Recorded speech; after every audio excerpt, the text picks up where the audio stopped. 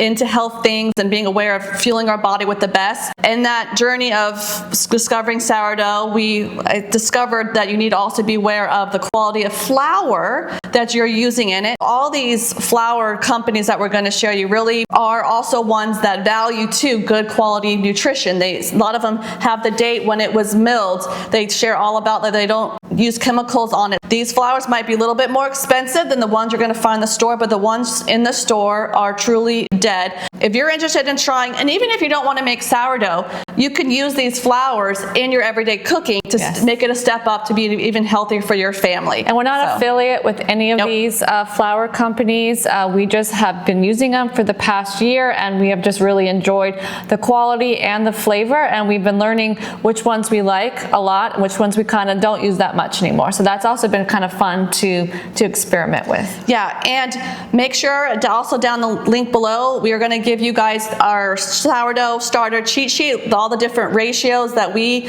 use to feed our starter, how we maintain our starter when we're baking bread and when we're not baking bread, what do we do? And also, like when you come to make a recipe like this, our bread recipe gets 240 grams of starter, active starter in our bread.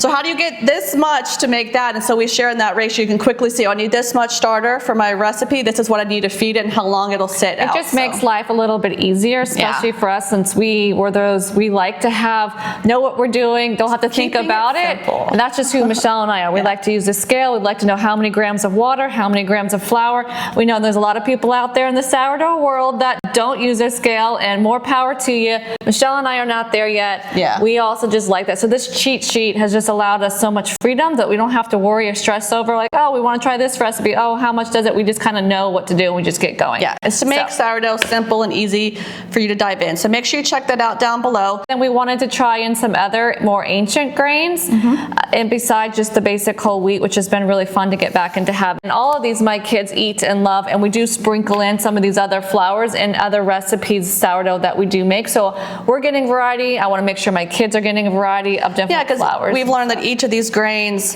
has different nutritional value to it and things like that. And obviously fermenting it also makes it more digestible and things like that. Some of them offer a different sizes, so you can order a small bag just to try it, and if you like it, then you can get more like the 5-pound bags and put them in containers, so you have it. Like Michelle and I are constantly making recipes, so we are going through flour quite a lot. Because one thing all these companies really try to push is, even though yes, milling your own flour at home is the most nutritious you'll ever get because it's the freshest, these are the next best thing. They really try to leave all the bran intact, mill it fresh right there.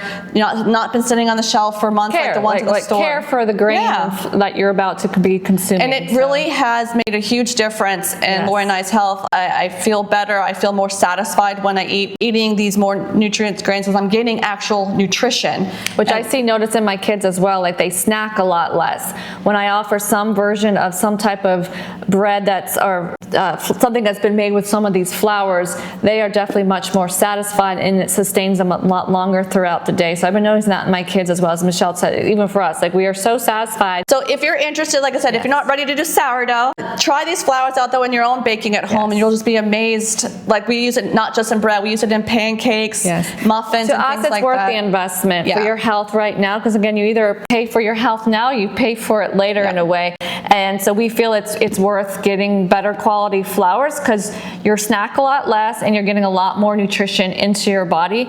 And so God has really helped Michelle and I change our view and perspective on not just getting back into the kitchen again, but changing our view on the ingredients we use and why to use certain things. So Lori, as you were saying, that God has changed our view around food through this process of sourdough. It's really reminded us, Lori and I always loved being in the kitchen and creating. We used to have a bakery many years ago, and so we just always felt that learning more about God and reading the Bible and reading His Word, we're also seeing that we are all called to create, and that's all going to be different things. And it's also how we can glorify God through what we create, and also learning to steward land and animals, which Lori's on our journey here of doing that. It also helps us kind of feel like we're learning that process, as we never really using our hands again, like getting creative with our hands again. We got through it quickly here, which is great, which I love. Again, Michelle and I have really enjoyed this whole journey of process and getting back in the kitchen and doing life differently with God's view on things. And so we hope you really enjoy getting involved in all these new flours too.